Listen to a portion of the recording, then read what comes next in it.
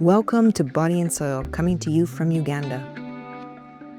This is where we uncover real solutions in Africa from soil to plate. I'm your host, Eva Maria Schiffer, author, nutritionist, and founder of Body and Soil, sharing with you the voices of the people that are regenerating our land, our food, and our body. Let's dive in.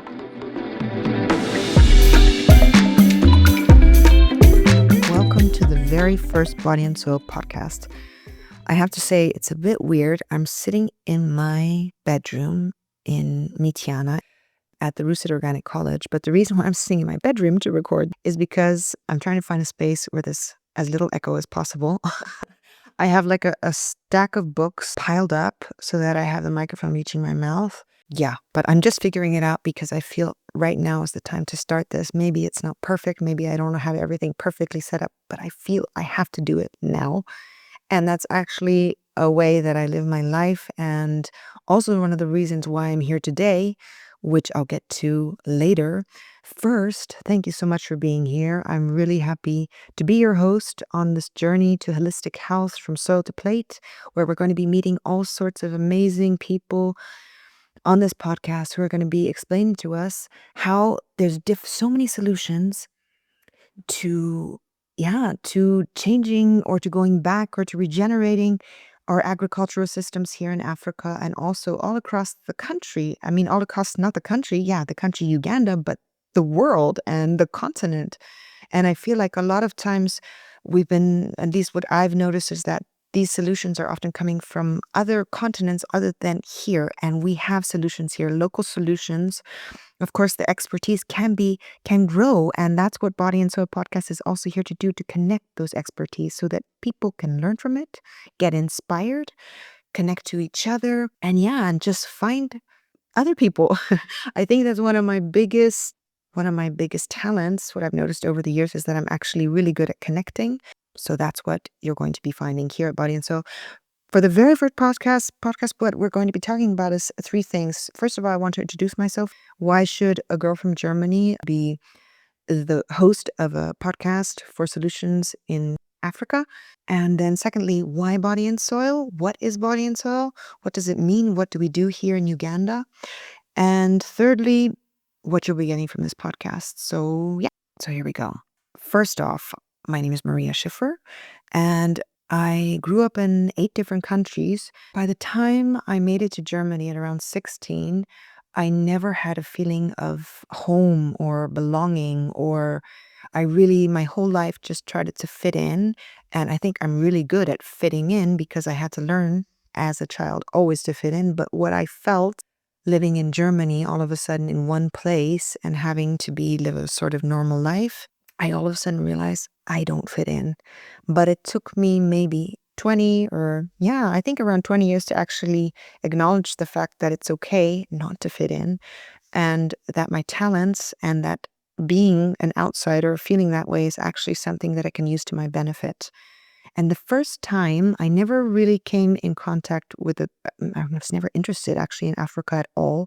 I was working as a photographer for magazines, travel magazines, and for companies. And in Germany, I was living in Berlin. And then I noticed, I was thinking, there's something missing. Something is missing in my life. And I was sitting in my kitchen, and then I looked at my map, and I had been to so many countries in the world, and my eyes somehow fell on the African continent. And I was wondering, why had I never heard about the African continent? Why was it that I felt so scared of just thinking about traveling to Africa? And I had traveled the whole world in my 30s alone. And I was like, why is it that this continent makes me so scared? So I started researching, and I decided that I wanted to travel the continent. And it really, really scared me. But I was at a point in my life where I thought, I need to risk something. I need to change something in my life. And there was this little tiny voice, and it's a voice that I follow, and I'll be talking about it all the time throughout this podcast. It tells me it's my intuition basically, and it tells me what to do. And it told me, you need to go to Africa. So long story short, I went there, and I found that it wasn't scary at all. Quite the opposite. It was beautiful. The people were beautiful. It was diverse. I went to Rwanda. I was in South Africa. I was in Ghana. I was in Senegal. I was in Zambia. And then I realized I need to do something about this. I need to be able to tell this story that people are not knowing, or people at home in Germany do not know how beautiful the continent is. And they always talk about it as a country and not a continent. So I was like, what can I do as a photographer? What can I do? And I had gotten into food photography, something that also totally came unexpected. So I said, what about making a cookbook that connects how people eat, people's stories, and publish it so that people get to understand in a personal way the continent. So I set out on my own. I came back to Germany. I said, okay, I'm doing this, packed my bags, and just said, I'm going to start. So I took off to Malawi, and I didn't know if it was going to work, but I remember so clearly. I was at the Lake Malawi.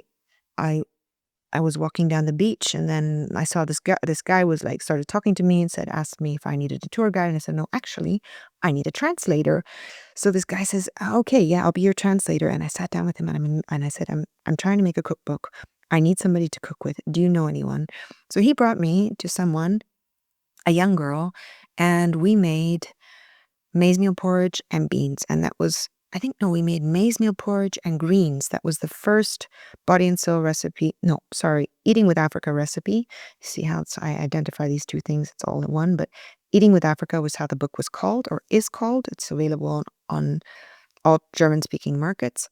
After this first visit at this girl's place, I left, and this feeling of, I was like, wow, this is really going to work. I can't believe it. I was like, you have an idea.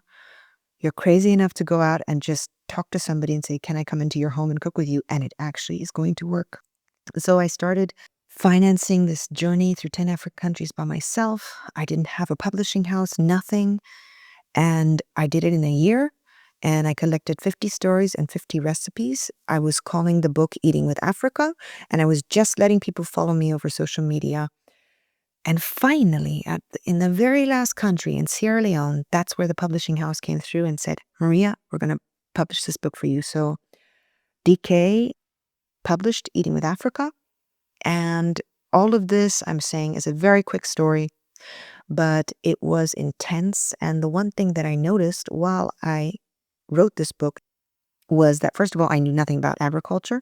I knew nothing about nutrition either, but I kept seeing, or I kept hearing these stories from farmers telling me they can't grow enough, or I had the issue that I saw people having the same foods on their plates, even though we're in totally different countries.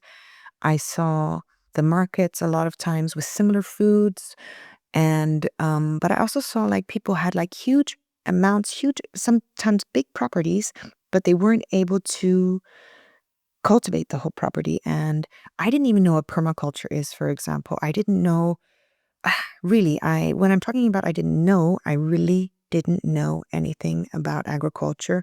Then, right when my book came out, COVID hit. It was just, there was all these things supposed to be happening. I was supposed to be going to events, and I was like, wow, finally, it was kind of a very personal journey as well, because it was like a time where I thought, I need to prove that I can do something and that I'm like an amazing person, which is, of course, what you learn with age. You don't have to prove anybody anything, but it's something that I had to go through personally. And Eating with Africa was the first part of to finding myself and finding my purpose where I am today, doing what I'm doing. But you always see these things, these steps in hindsight. So how things build up, like pieces of the puzzles coming together. And when COVID hit and I was not even able to present Eating with Africa anywhere, I couldn't go to book readings. It was just like, I fell in such a deep hole. I was like, wow, now you put yourself out there. You did all of this for what? And maybe at the end of the day, it was a good thing, because I started digging. I started really digging deeper. I was like, okay, first of all, why did I write that book? Second of all, what is the next step? If I could do anything, what would I do? And there was like something, I started reading more books. First step, I did a marketing course in 6 months just to learn about how to do better online marketing, because I had done everything just by learning by doing. And then I had bought a book on nutrition. One chapter was called Regenerative Agriculture. I had never heard of regenerative agriculture before. And I started reading up, and I was like, he was talking about cows and about integrating holistic farming and no tillage. And I was like, hey, I was like, okay, I realized all of a sudden, this is something I need to look into it. So I thought maybe I need to study agriculture. I signed up to a university where I could study conventional agriculture. I studied only one semester, I have to say, because as soon as I got there, I realized I was totally overwhelmed because basically the solutions were what chemicals do you use, what chemical fertilizers are we supposed to use for the soil? And I knew this can't be right. I felt like this is not the way I'm supposed to be going. And so I learned about the basics of agriculture, which was really important. And then I went to my first exam and I flunked like so big time. I didn't even go to pick up my results. I was like, you know what? This is not for me. This is not me. But I was so thankful for that little glimpse into this different world. But what I also noticed that a lot of the people that were studying, not everyone, but I would stand there with people that were smoking, heavy smokers, drink in the evening, also heavy drinking until 2 or so in the morning, and then get up and come to class at 6, and or were overweight or eating a lot of sweets, a lot of sugars. And I thought, this is the future of agriculture here in Germany. And they are so disconnected to what they're eating. They're only thinking about, because this is what the system basically teaches you, monoculture, monoculture, monoculture. It's always separating everything. And I knew this is not, I mean, many people know it's not just me, but in that moment for me personally, it was like, this is not my path. I've seen it, and now I need to find out what's my path. And around that same time, I was having some health issues, and I realized there too, nobody was really able to help me. And that's where I decided, what if we connected what we're growing to what we're eating? What if I focused more on nutrition? Maybe that's where I'm supposed to be. And the thing is about connecting what you eat and what you grow, it's so important because if you don't understand that growing for diversity is going to strengthen your soil, but not just that, it's going to also enhance the nutritional value in your plants, then you'll just keep eating the same way and never really realize that it's all connected. Because if you do have a garden and you know these things, you can grow for nutrition. You can grow for nutrition of the soil, and you can also grow for nutrition of your body. So that's where the initial idea of Body and Soil really came up. But at that point, I was thinking maybe I could build a center in Germany that connects nutrition and farming. And I wasn't in Africa yet. I started studying nutrition online. At the same time, I had that little intuition again in my head. It kept saying, there was like something coming to me again. It was like saying, Maria, you need to go back to Africa. You need to go back to Africa. COVID was like coming to an end, and it was possible to travel again. And then I said, okay, if I go to Africa, I want to work. I want to really find the solutions on the ground. And I was like, how do I get a job in Africa? Where in Africa?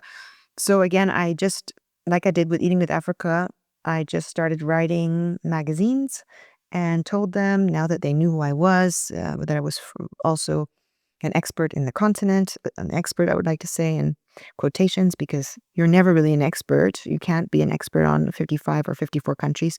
It's almost impossible. But that I was acquainted with the continent. And then I wrote them and I said, I'm looking to write an article in Africa. Do you guys have a story for me? I wrote different magazines. And then one specific magazine answered me. Crazy. It's so crazy when I think about it. Like, and said, yes, we're doing a big cover story on community tourism. And if I know anybody where I could write a story about that. And then I was thinking, and then somebody came to mind, actually. I went through Eating with Africa, I flipped through my book, and there was one story that stuck out to me in Uganda. So I pitched the story, and the magazine said, yes, we love it. So I packed my bags and I went to Uganda. It was 2022, December 2022, when I landed in Uganda, back in Uganda. And I can't even tell you how it felt to be back on African soil, to be feeling like I can breathe again, sort of, to be feeling like I can be myself. And I went to Karamoja and I wrote an article on community tourism. So while I was there, I was interviewing Teo from Karatunga, and he was telling me about his idea to start a foundation and to start working regenerative agriculture and to helping people restore the ecosystems, the communities. And I was like, wow. And then I told him, we were sitting there in his restaurant, and I told him, I want to build a holistic center that combines nutrition and agriculture. And I didn't know what the name was going to be. I didn't know how to do it. I didn't know when to start. I didn't know who to do it with, nothing. But I knew I was going to do it. But I asked him, I said, Teo, I want to come back and I want to work with you. And 5 months later, or 6 months later, I was in Uganda working with Karatunga. For me, it was like entering a totally different way of seeing, I wouldn't say Africa because it was Uganda, it was Karamoja. Karamoja is culturally different to the rest of the country. Many people don't even go to that part of the country because they see it as very backwards, but it's so full of culture, and it's also very, very, very full of challenges. That's what made it also for me so exciting. There was 2 projects that I was in charge of. The one was creating a community honey label, so working in apiary, and the other one was doing a community research, and there I put a focus on food. What did these communities used to eat, and what are their health issues now? And in that research, for me, this was a really key moment as well, because we went to the schools, and so many of these schools had properties. They could be growing enough food. It was very, very fertile soils if they were given the right knowledge. If they were given knowledge, these schools, I felt, could be growing their own food. Instead, all of them, without exception, were being funded by feeding programs. So they were getting maize and beans and maize and beans, and that's it. The children, I just looked around, and many of them were so thin. They were malnourished. They were always hugging their bowls, waiting for the lunchtime. And this is in an area where many of the people are also, of their parents, have plots of land to grow kitchen gardens or to garden. But what we also discovered in this research was that the responsibility had been taken away from the parents to feed their children through these feeding programs. And another thing that came up was that the cultural food of this area was actually a totally different one than what the children were eating. So grains such as millet and sorghum, which are much more nutritious, were actually supposed to be their natural or their cultural foods, and instead it was being replaced by maize. The elders that we were talking about, that we were interviewing, she was saying they're calling it poo-poo. So you have to imagine these children are calling their actual food that is more nutritious, better for their bodies, better for the soil, better for the environment. They're not even eating it. They don't even want to eat it because they're getting maize and beans brought in from these help organizations. It was not something that I didn't know, but it wasn't so strong in my in front of me before I did this research. And I realized this is where I need to start. And I still didn't realize where I needed to start. So I'm going to fast forward a bit because the story is going to get way too long. Otherwise, it's an introduction. Maybe I'll get into it another time. Needless to say, I realized I need to start whatever it is I need to start. And the name Body and Soul came to me, I think, a month later or so. And it was the same thing again. That voice came to me and it said, now. Now is the time, not a day later, now. So I started looking. I had around not a lot of money on my account. I always do very risky things. And, but I feel also that it kind of pushes me to, when I am not in a safe spot, to risk things. I gave up my apartment in Berlin completely. I said, this is not my home anymore. I know what I need to do. I need to build Body and Soil. So I went back after being in Germany for a short while. I went back to Uganda I had 2 suitcases, and this moment is another moment that will remain with me forever. I saw my suitcases coming to me on the conveyor belt at the Entebbe airport in Uganda, and I felt so alone, and I thought, "What am I doing? I must be nuts." And I just cried. I really cried. I was like, what am I doing this for? Like, who do I think I am?" Um, but I just started. Instead of not leaving my room, I rolled up my sleeves. I started making phone calls. I started talking to every single person I could about body and soil. I started connecting. I started meeting farmers. I started interviewing people. I started being very openly talking about it openly on social media. If somebody knew someone, if somebody wanted to connect, please contact me.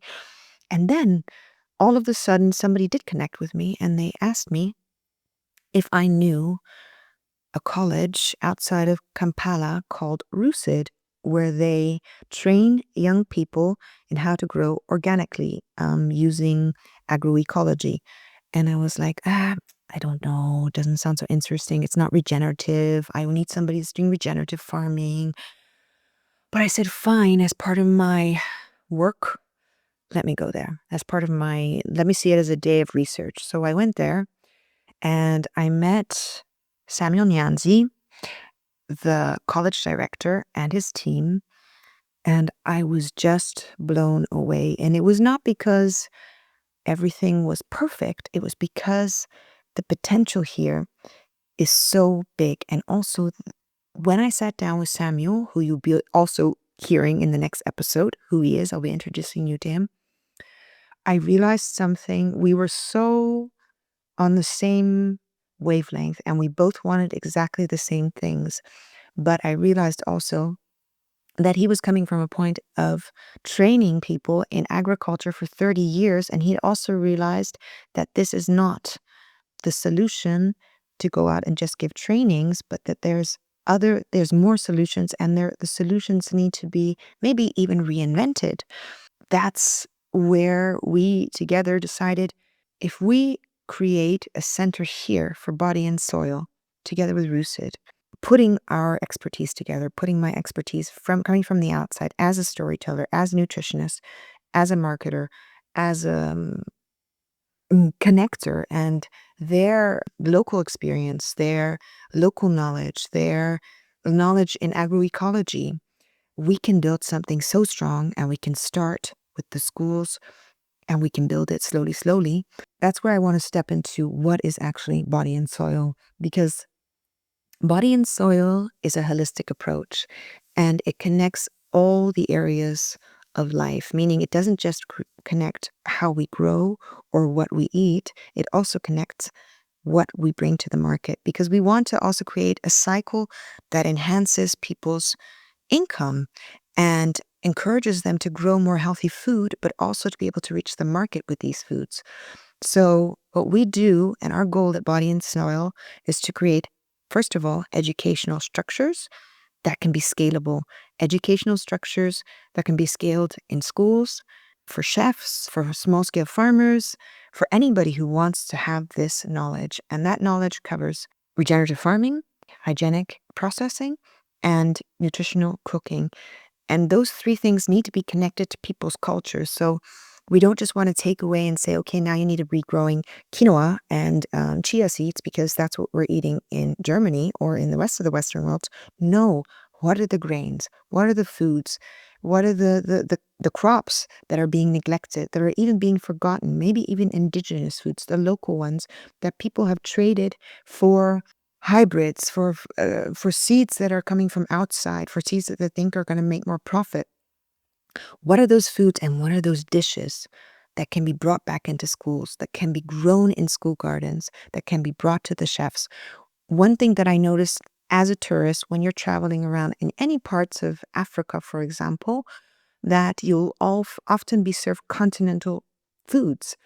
The local foods are very limited, and one of the reasons also is that people are not really experimenting with local food so much, but also there's this sort of way of thinking that when a foreigner comes to the country, you need to serve them their food because it's the better food.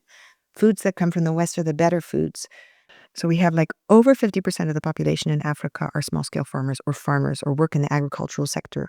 And still you have such a large amount of food being imported. And partially this is because people don't have hygienic processing places where they can actually store their food or process their food. Food is wasted because they're not able to store it. The facilities aren't built for that, but also the knowledge is missing. And then at the same time, there's this preconception that Western foods are the better foods. So changing that perception is also part of Body and Soil, to show people what we have here is the real gold. We've been doing that now already in our kitchens here. We built a energy saving kitchen where we cook with the students at RUCID from soil to plate, but also add nutritional value to the dishes. Why is this better for you? We discuss things like, why is it important to soak your beans? Why is it important to have more greens on your plate? Why do you need vitamin C for the enhancement of iron, for example, putting a bit of lemon on your greens? All these things, if the students here can learn that, they go out and become at the same time also change makers, right? They can spread this word to their communities, which is amazing too. But in the end of the day, these dishes, these products that we're growing, not new products, but old products, and bringing the farmers in to say, bring your seeds to our seed bank. Let's grow a seed bank together. All these things are going to be creating possibilities to reach new markets, to create new products. And we're starting very small. The possibilities are so big. The people that are offering these possibilities are across the continent. There are also a lot of them here in Uganda, but I feel like sometimes it's not broadcasted. And we don't hear about it enough, or people don't have access to it, and we're not connected enough to bring those solutions together. So at Body and Soul for the future, I really see a place of holistic health where people can come together to combine their expertise, to combine their solutions, to put these solutions out there for everybody to be able to access and to grow and to thrive. Right now, at this very moment, Body and Soul was started here at the Organic College at RUCID in January, and I started renovating rooms, renovating the kitchens. But our focus was really starting with 2 schools, a primary and a secondary school, to see how can we create clubs in these 3 areas, in agriculture, nutrition, and in processing, and how can we create a curriculum that can be replicated, but also in this whole time, how can we create recipes that other schools can copy, and how can we create recipes that can change the posho and beans that is so, like, not just here in Uganda but across Africa and so many African countries. People only eat maize meal and beans. Like, it's the only food that exists, and maize isn't even a crop from Africa. So trying to show people that we can change the system, but we have to change it together. And it starts from what you grow, how you eat, and how at the end reach the market. So the very goal of Body and Soil is, through all these layers, to find the products, the things that people are gonna like, people are gonna buy, sell, and that is gonna strengthen their soils, their environment, and it's going to keep them healthy. I remember I was working in Karamoja, and a young girl knocked at my door, and she told me that her mom was ill with type 2 diabetes, and her mom was 35. And 35, you should not be sick with type 2 diabetes. Why did more people have cancer? Why is type 2 diabetes becoming a problem? Why do so many children have ulcers at the age of 3, 4, 5, 6? It's insane. And these are deeply rooted in how people are growing food using chemicals, but also how they're eating. How they're eating starchy, one-sided, little diversity. But if you look around here, the possibility to grow is so there, it's available. And that is what we just need to encourage people together, encourage people to see those possibilities and to learn how they can actually use them from the soil to the plate. And this is something that you can also expect in this podcast. I'll be talking to people from across the country, and in the future also across Africa. and showcasing them, giving them a spotlight, but also giving you the possibility to hear their inspiring stories. I'm sure a lot of them have gone through a lot to do whatever they're doing, and to hear how they're making a difference and how they're changing the system, because that is what we're here to do, to change a system, to create health, to inspire people. And that's become my passion. And I may not be from the African continent, but my heart is in here with everything I do. And I love it so much. This is where I feel alive, and I know I found my purpose. And the days are long, and a lot is expected from me, but I know that what we're doing is the right thing, and I see every single day how it changes people's lives. And I will be telling you also in this podcast about the way Body and Soul is changing people's lives. But I don't want to talk too much for one first podcast, so I'm gonna end it here. Thank you for listening, and thank you for being here. And how you can support Body and Soul is just by subscribing to this channel, sharing it with your friends, and yeah, spreading the word so we can build a strong community together. And you can also be a part of it just by doing that. Thank you so much for being here, and have a lovely day.